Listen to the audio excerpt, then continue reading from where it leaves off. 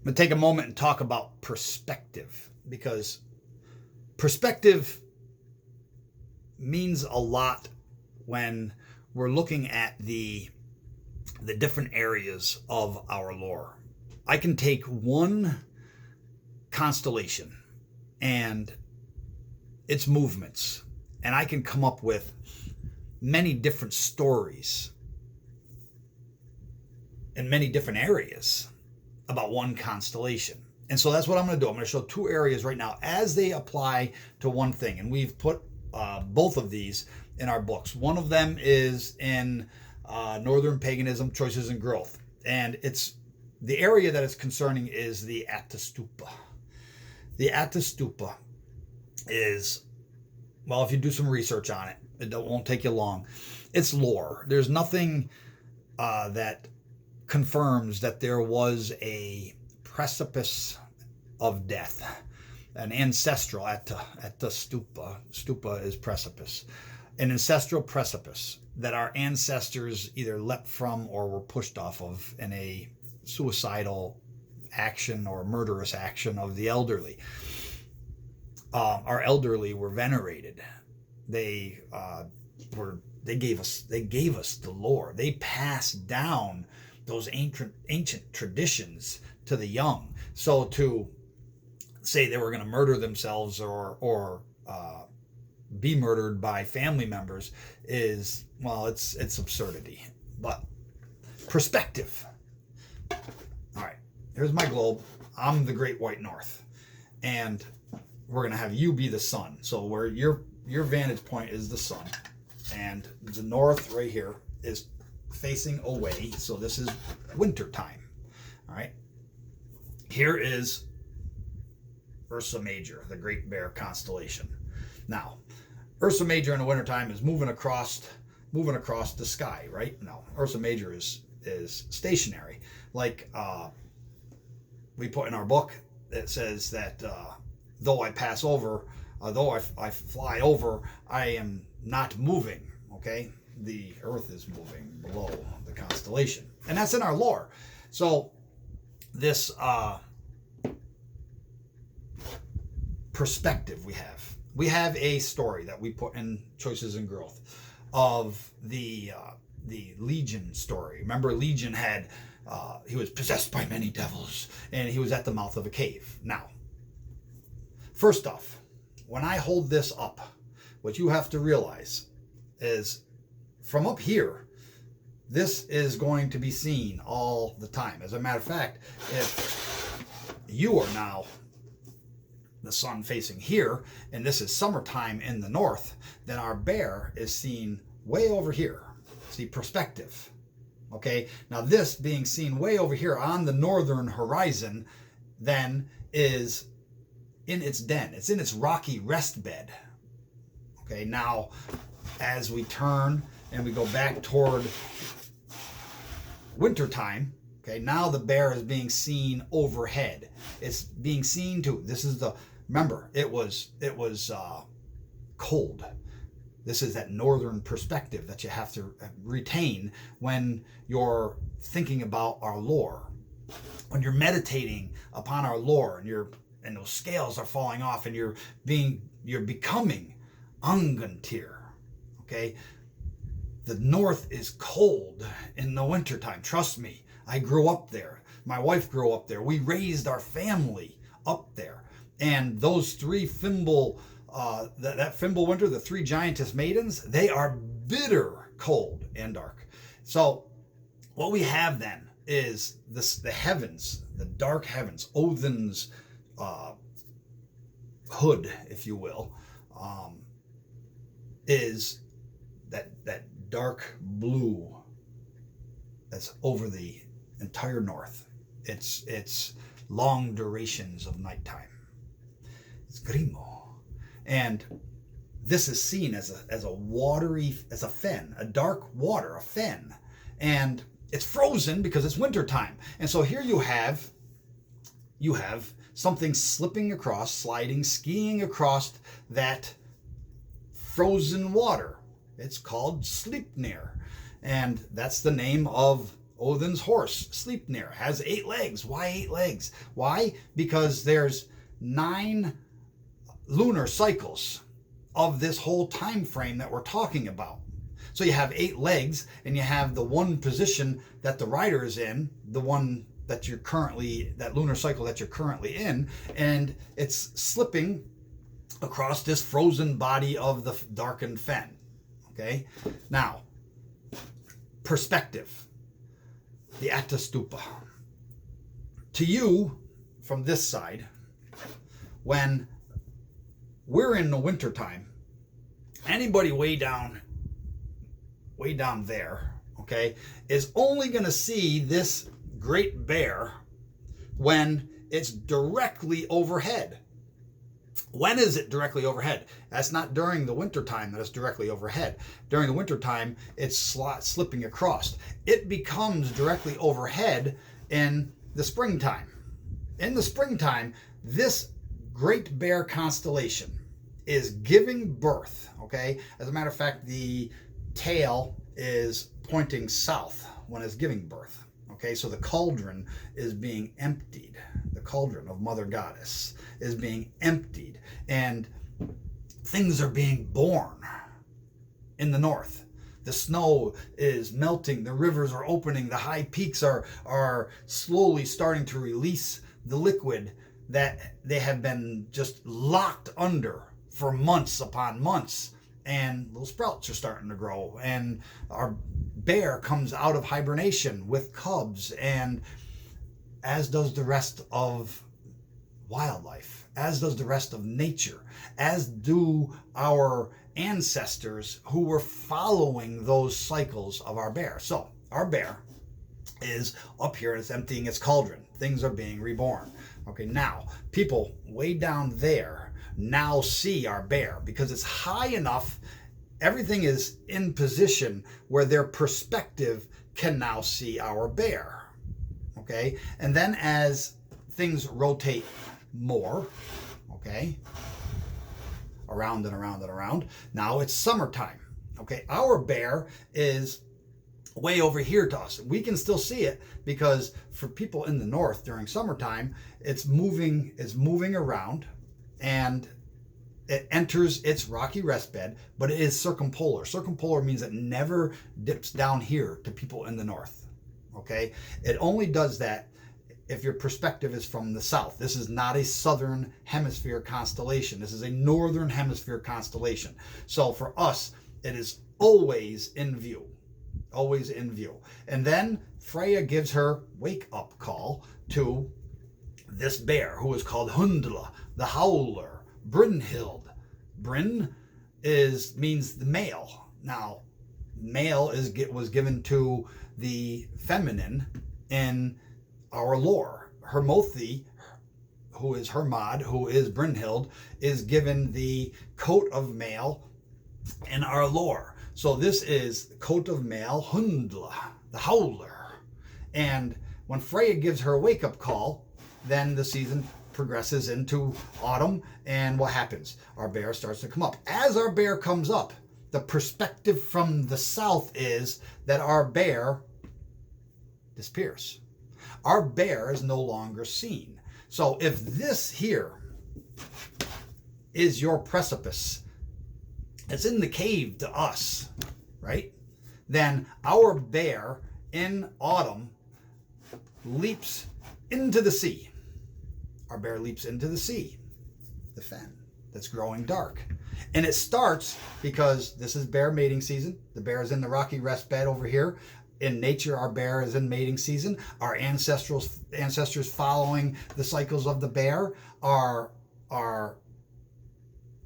procreating to give birth, to give rebirth, reincarnation to ancestors. When? In spring, when our bear is directly overhead in spring. So our bear, the Ättestupa, this is the time when Freya's wake-up call happens. Wakey, wakey, young maiden. Okay, winding, bring us Valhall, she says. Winding, bring us Valhall, when rebirth takes place. So our bear starts slipping across the night sky. Well, we know the bear's not slipping, the earth is turning. But our bear starts slipping across the night sky. And that is jumping from the precipice, okay, into the sea.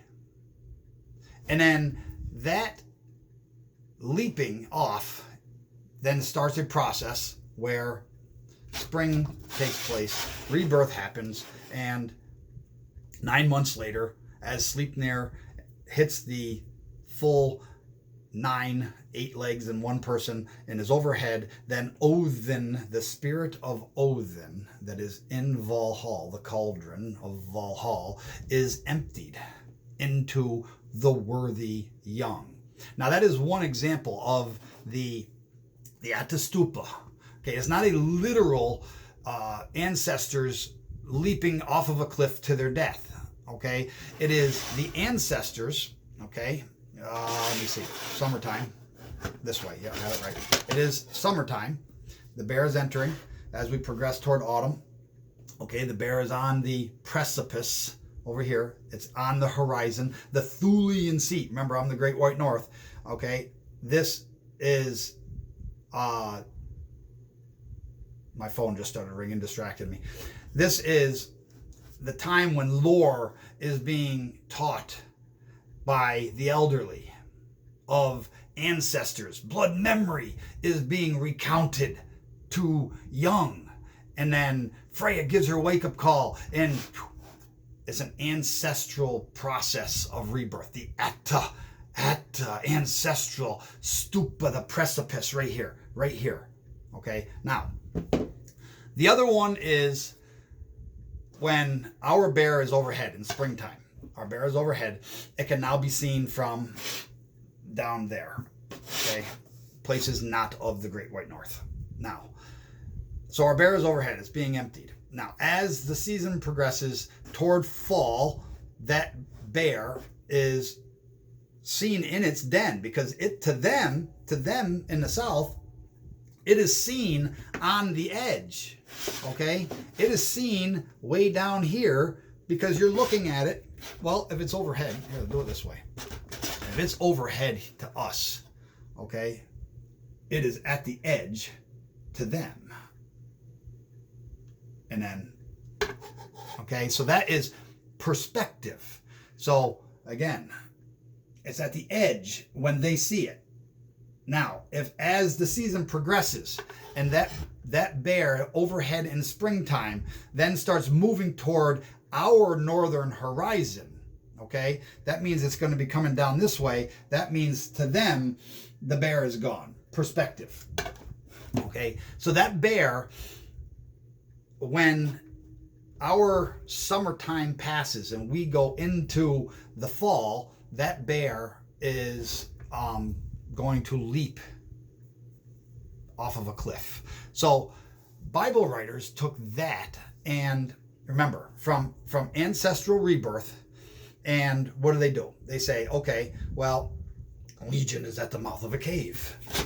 Legion is at the mouth of a cave. And he just wants to be left alone by Jesus. Okay, but Jesus keeps on pestering him. And so then they have their fictional character called Jesus then cast the demons of Legion. Now notice the separation, because the very name Legion means to be possessed. Legion, 1,000, possessed thousands of ancestors, a blood memory of ancestors. They labeled that as demons. Now, that shows that this whole story, as we've shown in our book, Choices and Growth, is only about making something new. Separating you, the Abrahamic person, from your blood memory past, from all of those ancestors that came before you from the Great White North. There's a separation taking place. And what do they say? Cast them into the pigs. Those demons says, cast us into the pigs. And this is what they called the pigs. And then those pigs ran off a cliff and into the sea and were drowned. Perspective.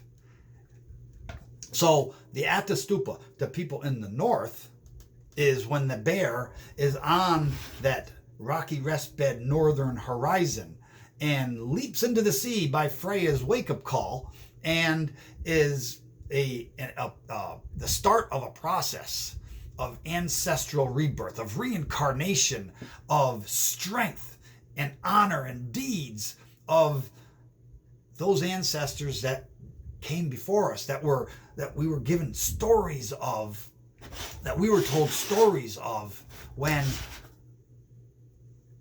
the elderly were relating them to us. So that is one. That is the perspective from up here. The other perspective is when the bear is overhead and it's visible from points south, and it's used as something to demean ancient paganism, to demean our northern pagan ancestors, as they possessed demons that wanted to be cast into a pig that then ran off a cliff, a stupa, an Ättestupa, because they're talking about Legion possessed many ancestors. So it's an Ättestupa that these cults from the south are talking about. And then as things rotate, what do? They say, cast those demonic ancestors, those demonic northern pagan ancestors into swine, a herd of swine, and let those swine run off a cliff. Now, that is the Bible story of running off the cliff. There is actually no cliff. There is actually, the mythology is all just based on the constellation. One constellation, two different perspectives. Our perspective from the north, from the north, is ancestral honor, deeds, reincarnation, rebirth. It follows the cycles of our nature, blood memory. The other is, well, you're a new creature. You have been emptied of your past. There is no blood memory. There is, what was the term I used the other day? You are an accident of birth. And all of those ancestors were put back into that cauldron and then told to run off of a precipice, an ancestral precipice. Now, there is no actual Ättestupa in Sweden, Norway, Denmark, where this actually happened. That is lore that has been placed onto our actual ancestry based off of the belief system that was related to these factions of Abraham, where they intentionally manipulated it. Here is your mouth of the beast, the feathers, the cosmic fowl. Feathers in the mouth of a beast. That is the beast that swallows Odin. How does that beast swallow Odin? I just spoke about that in my last video with the awakening process. The awakening process of the beast that swallows Odin. Well, in the wintertime sky, remember, I'm the Great White North, and your perspective is from here. Okay, the sun is shining down here on the southern hemisphere. We are furthest away from the sun. We are in the Fimble winter. Our bear is moving across. This is Grimmu's time. This is the winter nights. Everything is dark. Baldur is way down here. If he's hitting here on you, our perspective of where Baldur is he is a reddish orange glow that merely skirts the horizon. While down here, it is summertime. Baldur is bleeding. And the horizon, during the highest peak of its ascent during winter, merely skirts the horizon and bloodies it.